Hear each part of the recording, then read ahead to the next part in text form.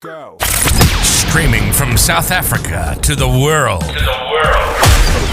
This is the Stonks Go Moon Podcast. What just happened?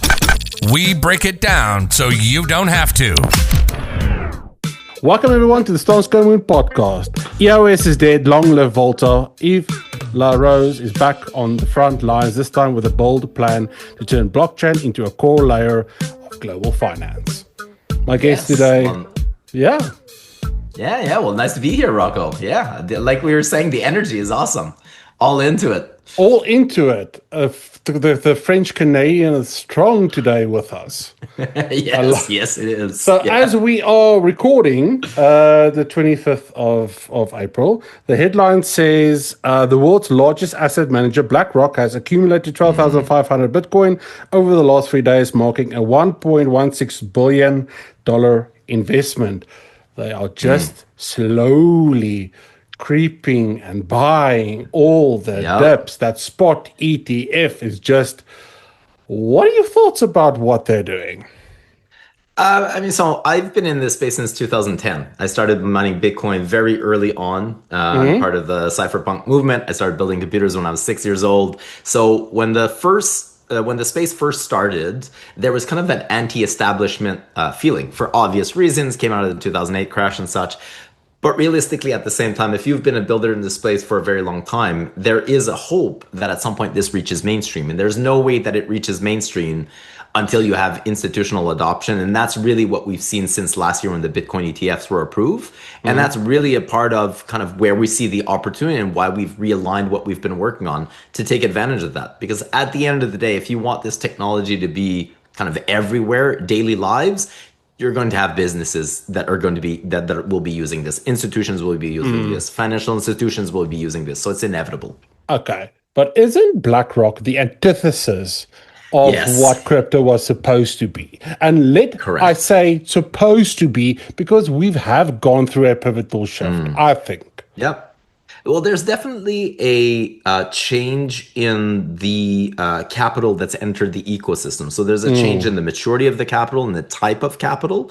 But the underlying tech, though, and I think that this is really what matters, the fundamentals of what drove the industry and how the industry was built still is what you just called kind of the antithesis of the BlackRock. So everything is still very much decentralized, and they have to, when they come in, play by the rules that we've established. And so as much as the assets tend to centralize, and this is an economic rule, this has nothing to do with blockchain per se, BlackRock is now becoming a larger and larger holder. I forget what the percentage of the ETFs they hold, but it's a significant percentage.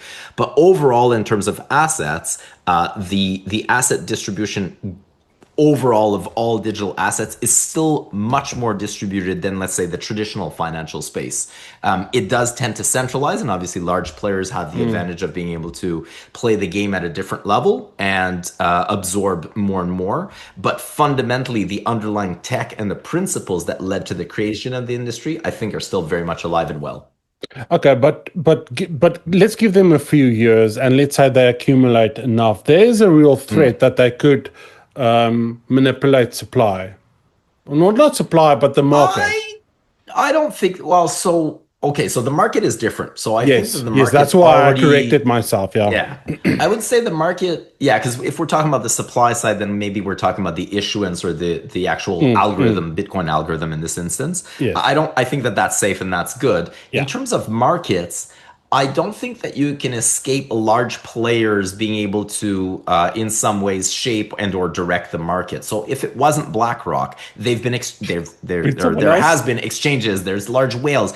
This is an economic theory that most people will trade the ups and downs, and those that win in the end are those that have more and they play the long game. So assets inherently centralize into the few. The difference here is that the few are different than the traditional system. So BlackRock is now a large player, but there are also other large players in here, not just them. And so they will get more and more, but they're not alone in it. Yeah. And then people like you and me at the very end of this have our choice of being able to kind of go in one route or the other. If you're a miner, you still have decentralized mining pools. You're still able to shift your hash power. If you've got different assets like Vaulta, for example, that's a completely different segment. So there's still a lot of opportunity that's outside of BlackRock's hands. But you're right that it does tend to centralize in the few.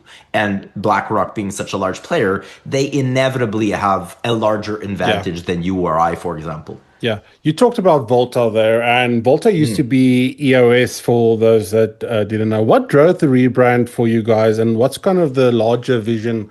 Is it just a naming change? Is it just image? What is it? It's a little bit of both. So, I mean, the rebrand for Volta essentially started 3.5, 4 years ago when the foundation was created.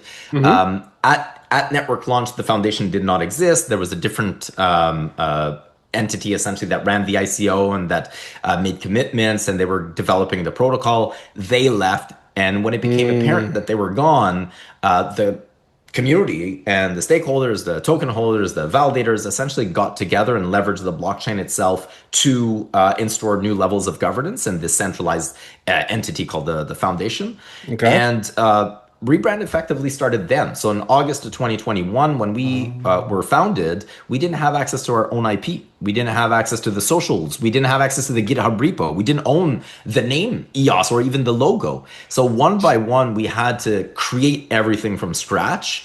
And really, when you look at the branding or the rebrand from a kind of a spectrum perspective, we always thought, at the tail end was doing nothing, status quo. On the other end was name change, ticker change, and we're there in our journey basically. So the network has not been EOS effectively from a brand perspective or a narrative perspective or for years, but everything's really culminated to this. So the main driver behind is a business case. So a lot of the functions, features we've added over the years, who we are as a community, where we're planting our flag in terms of where we're going, all of that really circles around Volta, the name, and that Web3 banking narrative. And that really epitomizes all the work we've done as a community over the last 4 years or so. But a rebrand exercise is very extensive. EOS is listed on over 200 exchanges. So to do something like this is a monumental task, right? It took a very, very long time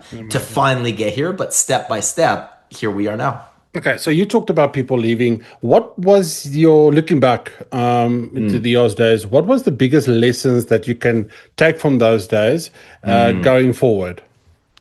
So, I mean, very different environment here and then. When we're in 2017, 2018, ICO summer, there was the hopes that at that time we had finally gotten an inflection point where mass adoption was here. CryptoKitties had taken down Ethereum.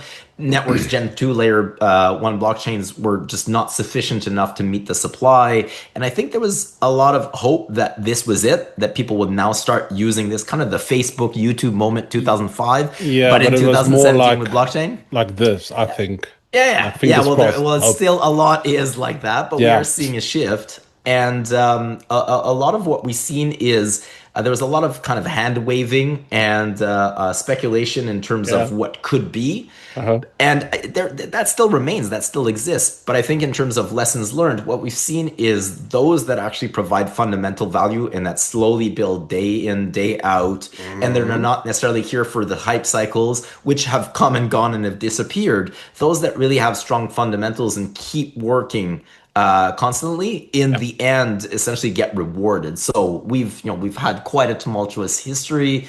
We've moved up and down in ranks, price wise, etc. But we've always stayed pretty strong in terms of fundamentals, and that's clearly paying off. Okay. So you talked about Web3 banking, and I read somewhere you called Voltaar the banking OS for the Web3 world. What does that actually mean in practice? So right now, you and I, if we go to the bank, most likely because we're small people, and I don't mean that in a derogatory way. No, just individuals, right? If we go to the bank, we have access to maybe checking account, savings account. Maybe we can get a credit card, get a mortgage. Maybe we buy into mutual funds, that kind of thing. But if you're an institution or if you're a private banking client, you have access to products and services that are only accessible to you in large part because there's a large buy-in.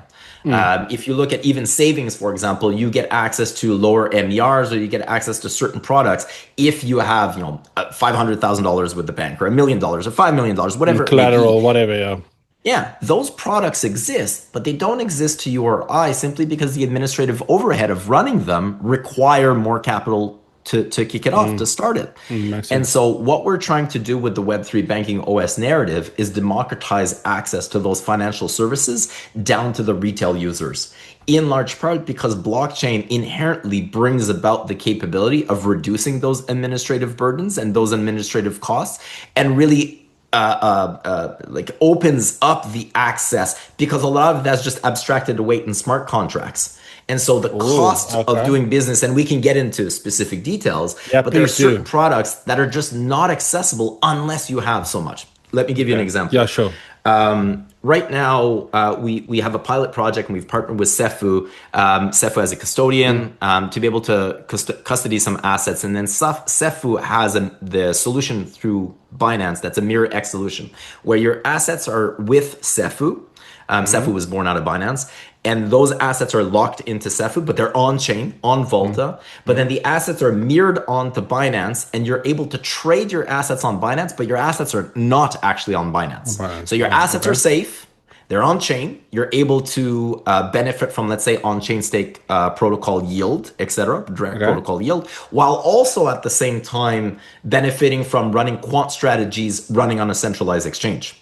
Now, for you and I to be able to, have access to Cefu is not possible because we're retail users, we're not an institution.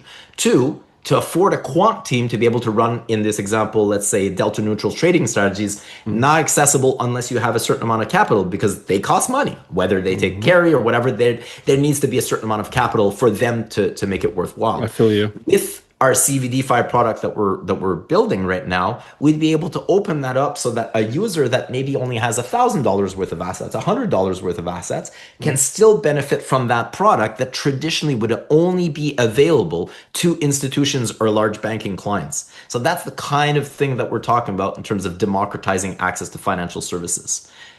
Very interesting. You talked about legacy banks. Okay, well, all banks are legacy. And you talked about partnering. Are you partnering with them, or is it a completely different sort of system? Because if you're partnering with them, what is the likely buy-in from their side going to be?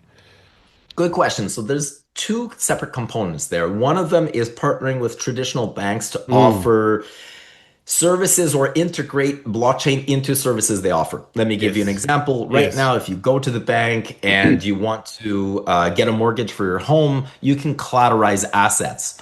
Yeah. The bank right now today would not collateralize any digital assets that you have. They will not count those as assets towards being able to give you out a loan.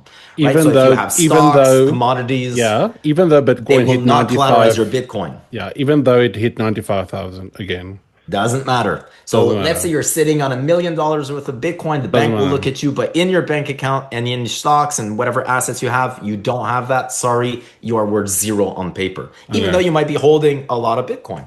One of the things that we're working on is with financial institutions to be able to move the needle forward so that you can, at a base, collateralize digital assets. So that's one. Another thing would be an announcement that we made a few weeks ago. We partnered with the Virgo group to, and they'll be deploying something called Virgo Pay. We've got a lot of foreign workers that work all around the world. Obviously, they move to a country and they repatriate funds back to their home country. Yes. They do this traditionally in very vanilla traditional solutions like Money Union, TransUnion, MoneyGram. High fees. High fees. So either it's a set fee, so it makes no sense if you're sending low amounts, or it's a percentage of fee, which makes no sense if you're sending large amounts. Stable coins are made for that. Stable coins are global, they're transparent, they're incredibly fast and cheap.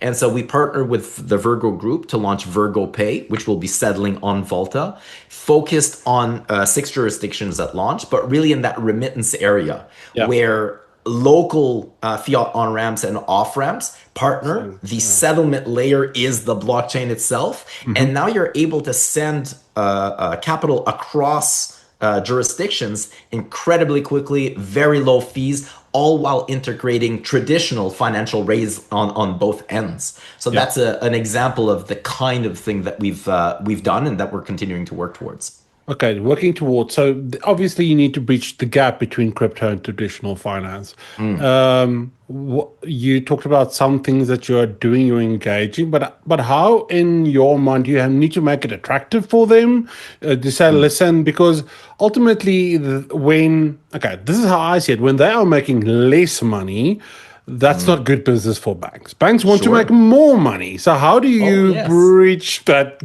How do you bridge that gap? So a very good question. We're not looking at, and if you go back, I said I've been here since 2010. Part of the ethos back then was to revolutionize the system. The system is all garbage and all of it is bad and thousands of years of evolution, complete garbage. Let's change everything. The reality is that's not the case. No. The system is efficient, but it can be made more efficient. And so what we're looking at doing is an evolution to the system, not necessarily a revolution, whereby if you're a bank, you want to have access to more capital, more assets, because you can make money off of those assets. So integrating into Web3 technologies allows you for more customers, more assets that might not be captured on your books right now. And then a part of how they make more money as well is the cost of operating are lowered with blockchain inherently, because that security function is inherent to the blockchain itself. So right now, one of the largest costs for businesses all around are ransomware and hacks and et cetera. Because the way that the internet was built, that security protocol layer is not within the protocol itself, it's above it. Well, with blockchain, it's inherent too. And so you reduced overall costs to operate business. You remove a lot of middlemen. Now, so of course, those middlemen now are the ones getting displaced, but they're able to then also provide their services leveraging Web3 technologies. And ultimately, everybody can make a little bit more because the costs are lower. There's just less inherent cost to operate. But we do see this as an opportunity for them, because a lot of... what's the average cost deduction, thumbs up, if you would guess, in percentage? To what? What is the average cost reduction that blockchain can bring? Is it tough? Is it a tough question? Would it depend? It's a good question. If we looked at remittance, I know that if you're sending a remittance across seas, let's say somebody that's in Canada sending back to the Philippines, we have a lot of foreign workers from the Philippines. From what I know, it might be a $50 transaction every time around. But that $50 is not going necessarily just to the company, is going to a bunch of people in between. That user is now paying that, right? Whereas it costs to move a stable coin around on the Vaulta network right now, depending on which one, if it's USDC or USDC, we're talking about sub penny. So it's insignificant. So that's a cost saving to the user, but it's also a cost saving to the person on the other end. So if you've got your remittance payments provider on the other end, they're charging you that fee. They're not necessarily making that fee. They have to charge it because they're being charged. So they can also charge you less. You can keep more, and everybody ends up winning in this equation. Jesus, some of it is simply because our systems are in a way antiquated, and we're part of what blockchain does is it creates efficiencies. Yeah, cool. So what's the plan for Volta in the next 12 months? What's some of the things that you want to accomplish? So we've got our 4 pillars that we're focused on. So the wealth management, consumer payments, tokenization of assets, and insurance. One of the big things that we'll be releasing and announcing in the next month or so is the insurance side of things. And why insurance is important is in this space, there's kind of a cat and game mouse that's been played over the years where you can't have access to financial services unless you're insured. And I'm talking about real world insurance, directors and officers insurance, cyber attack liability insurance. And those insurance companies either refuse to provide insurance to blockchain companies because they just don't understand the risk. And so inherently it's a higher risk, or because they don't understand the risk and it is inevitably then unknown, therefore higher risk, they charge incredible premiums. And that stifles innovation. So one of the things we've done is we've partnered and we've invested. We're a major stakeholder in what's called Blockchain Insurance Inc., which will be the world's first digital assets captive insurance. That'll bring down the premiums for companies to be able to be insured, so that then that meets that checkbox so they can get financial services, which will drive more people to be able to deploy capital in this space, build in this space, and essentially create more innovation in this space. So that's one of the things that we're working on that we'll be announcing, and that should go live in the next give or take 6 weeks. Another thing that we're looking at seeing is consumer payments. So I talked about the Virgo Pay earlier. Another thing we're working on is being able to offer think of a credit card, so Visa, MasterCard type of thing, where it would be loaded with stablecoin, so that you could go to your local restaurant, grocery store, whatever it may be, pay in in your regular whatever currency payment, but then you can reload it using the chain in the background. Now what's interesting with this is it would fit in our wealth management pillar, whereby you would have assets that you would stake, you would earn protocol level yield, going back to what I said earlier with maybe mirroring assets, having delta neutral quant strategies or whatever your risk profile is, earning yield. That future yield is what you could take a loan on to reload that credit card. Because you're taking out a loan and it's debt, that's not a taxable event. And then you could repay your credit card with future yield by collateralizing assets. And so we're creating a product around that. We're hoping that that'll launch by the end of the year. But that's the kind of thing that we're working on. Awesome. Sounds awesome. Yves, thank you so much for joining me today. If the listeners want to go and connect with you, find out more about Volta, where can they connect with you guys? So on X, at Vaulta_. On Telegram, we got our Vaulta official channel. And if you want to connect with me, at Big Beard Samurai. Our website, Vaulta.com, you can get all the information there. And if you already own Vaulta tokens, then the official portal is unicove.com. And we will put all the links in the comments. Thank you so much for joining me today. And to our listeners, peace, love, and prosperity. We'll catch you in the next one. Cheers. Where do we go when we need to escape? Who do you call when you're losing your faith? Who do you trust when your heart is betrayed? Don't you worry. Where do we go when we lose all control? What do we do when we start to lose hope? When do we learn when to let it all go? Don't you worry. It feels so good to feel so good. It feels so good to feel so good. It feels so good to feel so good. It feels so good to feel so good. It feels so good to feel so good. It feels so good to feel so good.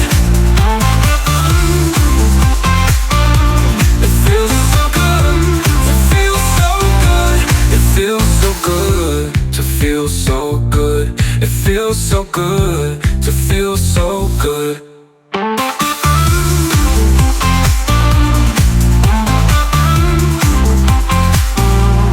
Where do we fly when we're finally free? Who do we love when we love endlessly? Why would you hide when you're meant to be seen? Don't you worry. It feels so good to feel so good. It feels so good to feel so good. It feels so good, good, good, good, good, good, good, good, good, good, good, good.